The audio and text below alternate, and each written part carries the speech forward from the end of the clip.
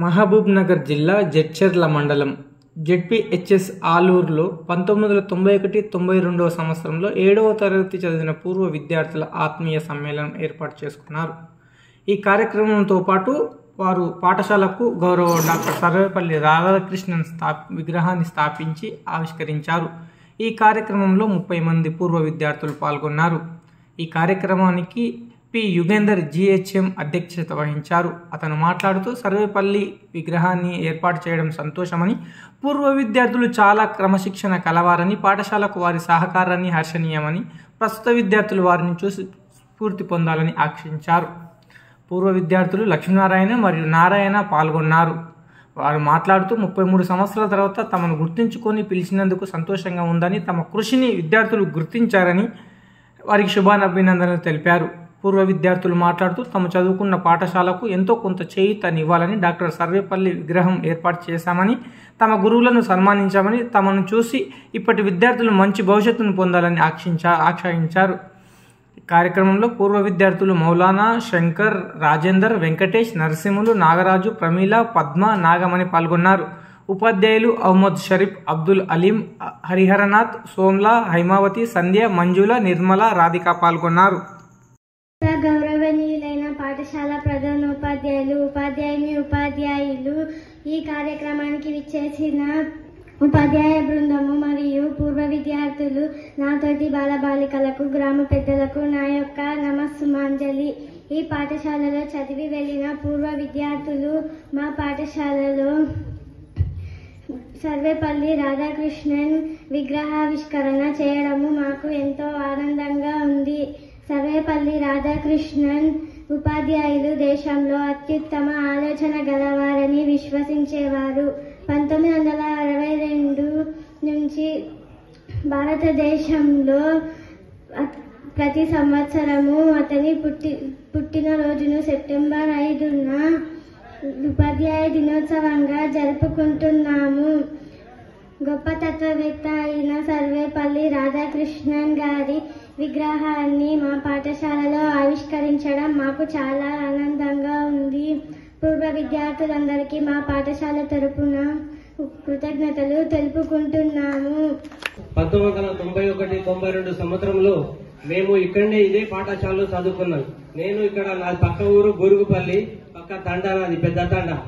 కాబట్టి నేను ఇక్కడనే చదువుకున్నా. అయితే 5వ తరగతిలో వచ్చిన నేను ఇక్కడ 5, 6, 3 years ఇక్కడ చదివాను. తర్వాత ఇక్కడికి వెళ్ళి హై స్కూల్ కు అక్కడ వెళ్ళిపోయాను అన్నారు. ఎందుకంటే మా గురువు లక్ష్మీనారాయణ సారు, మా సుదర్శన్ చారి సారు, మా నారాయణ సారు, మా రంగయ్య సార్లు మా గురువులు అంటే మాకు చాలా భయం. అప్పుడు ఏంటంటే సారోల మేము వాళ్ళని భయపడేదట్లే, చదివేదట్లే. మేము ఇప్పుడు ఏదో సార్ వచ్చిండు ఇట్లా బుక్ పట్టుకోవాలి చదవాలనేది లేదు మాకు తపన. ఫస్ట్ సార్ వచ్చిందంటే చదవాలి, క్వశ్చన్ ఆన్సర్ చెప్పి వెళ్ళాలి ఇక్కడ నుంచి. లేకుంటే మాకు ఇక్కడ వంగబెట్టిన తర్వాత ఆన్సర్ చెప్పినాకనే మేము మళ్ళీ ఇంటికి వెళ్ళిపోవాలి. అట్లాంటి భయం ఉండే మాకు.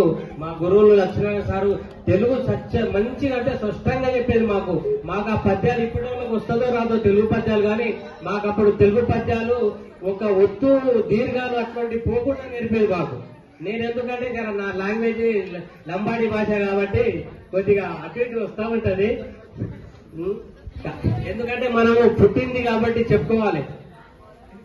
మా ఇక్కడనే ఇదే చేప చెట్టు కిందనే అట్లే కూర్చునేది. మేము ఒక్కొక్కసారి అక్కడనే కూర్చుకొని చదువుకున్న వాళ్ళను అదే 7th క్లాస్ పక్కనే మా 7th క్లాస్ పాఠశాల, అక్కడనే మా పద్మ, బాలమని వాళ్ళు మంచి క్లేవరు, కృష్ణ యాదవ్ అనే ఇంగ్లీష్ లో క్లేవరు. మేము కూడా చదివేది యావరేజ్ గా చదివేది. అంటే మేము 91, 92 విద్యార్థులు 91, 92 అంటే ఎన్ని సంవత్సరాలైంది? ఇది ఎన్నో సంవత్సరం? 2025. ఆ రోజు చదివినటువంటి విద్యార్థులు పూర్వపు విద్యార్థుల సమ్మేళనము మన పాఠశాలలో నిర్వహించుకుంటామని మనకు తెలియజేయడం జరిగింది. అప్పుడు వాళ్ళకి ఈ రోజు డేట్ ఇవ్వడం జరిగింది. ఆ రోజు చదివినటువంటి విద్యార్థులు ఏర్పాటు చేసినటువంటి ఈ సమావేశానికి విచ్చేసినటువంటి అప్పటి వారికి బోధించినటువంటి ఉపాధ్యాయులు, గ్రామ మాజీ సర్పంచులు, ప్రాథమిక పాఠశాల ప్రధానోపాధ్యాయులు, పంచాయత్ సెక్రటరీ గారు, చైర్మన్లు, కార్యక్రమంలో పాల్గొంటున్న మా పాఠశాల ఉపాధ్యాయులు, కార్యక్రమానికి విచ్చేసినటువంటి అప్పటి విద్యార్థులు అందరికీ స్వాగతం, సుస్వాగతం. అనాది నుండి కూడా గురువుకు ఒక ప్రత్యేక స్థానం ఉంది. పూర్వ ఆది కాలం నుండి కూడా రాజు ఎంతటి పెద్ద రాజు అయినా కూడా గురువు వచ్చిండు అంటే అప్పుడు గురువు అంటున్నాం, ఇప్పుడు ఉపాధ్యాయుడు అంటున్నాం. అప్పుడు గురువు వచ్చిందంటే ఎంత పెద్ద రాజు గాని చక్రవర్తి గాని లేచి నిలవాల్సింది. గురువుకు ఉన్నటువంటి ప్రత్యేక స్థానం అది. దాదాపు 33 సంవత్సరాల క్రింద పనిచేసినటువంటి ఉపాధ్యాయులకు ఈ రోజు సన్మానం ఏర్పాటు చేసిందంటే కేవలం ఉపాధ్యాయులకే ఆ ఘనత దక్కుతుంది. మిగతా సమాజంలో ఏ వృత్తికి కూడా ఇది జరగదు, కేవలం ఉపాధ్యాయ వృత్తికి. ఉపాధ్యాయుడు అనేవాడు తల్లి, తండ్రి, తర్వాత గురువు. విద్యార్థులకు విలువలు నేర్పించేటటువంటి వారు ఫస్ట్ తల్లి, తర్వాత తండ్రి, తర్వాత గురువు. ఆ గురుస్థానం ఒక ప్రత్యేకమైంది కనుకనే ఈ రోజు 33 ఏళ్ల తర్వాత కూడా గుర్తుంచుకొని వాళ్ళని సన్మానం చేయడానికి ఏర్పాటు చేసిండ్రు. ఆనాటి బాలలు నేటి పౌరులు. ఇక్కడ కూర్చున్న వాళ్ళంటే ఆ రోజు బ్యాచ్ చూడండి, వెనక వాళ్ళు యూనిఫామ్ వేసుకొని వచ్చిండ్రు. మీలాకనే మీ యూనిఫామ్ ఇది, వాళ్ళ యూనిఫామ్ అది. అంటే వాళ్ళు ఒక కమిట్మెంట్ తో ఈ కార్యక్రమాన్ని ఏర్పాటు చేయాలనే ఉద్దేశంతో మేమంతా ఒక్కటే అనే రీతిగా ఈ రోజు మన పాఠశాలకు వచ్చేది చాలా సంతోషం. పాఠశాలలో మనం చదివిన పాఠశాలకు ఏదో కొంత రుణం తీర్చుకోవాలనే ఉద్దేశంతో వాళ్ళకి చేతనైనంత సహాయం చేయాలి, పాఠశాల రుణం తీర్చుకోవాలనే ఉద్దేశంతో ఈ కార్యక్రమం ఏర్పాటు చేస్తూ మీకు స్ఫూర్తిగా నిలుస్తున్నారు. సర్వేపల్లి రాధాకృష్ణ గారి స్టాచ్యూ ఏర్పాటు చేయడం అంటే రోజు ఆయనను చూస్తే మీకు స్ఫూర్తి కలగాలి. ఆయన ఎటువంటి వారు, ఎట్లా చేసిండ్రు అనేది స్ఫూర్తి కలగాలి. ప్రతిరోజు మీరు అతనికి మొక్కి క్లాసుకోవాలి. చూడండి, అంటే అతన్ని గుర్తు చేసుకోవాలి. గుర్తు చేసుకుని ఆయన స్ఫూర్తితోటి మీరు మారాలి. నేడు సమాజంలో చాలా వరకు చదువు వస్తుంది కానీ విలువలు ఉండడం లేదు. ముఖ్యంగా అందుకే చెప్పేది పూర్వపు విద్యార్థులు, ఇప్పుడు తల్లిదండ్రులు మీకు కూడా చెప్పేది ఏంటంటే చదువు వస్తుంది, ర్యాంక్ ఫస్ట్ వస్తుంది, స్టేట్ ఫస్ట్ వస్తున్నాడు, కానీ విలువలు ఉండడం లేదు. తల్లిదండ్రులను గౌరవించడం లేదు, గురువులను గౌరవించడం లేదు.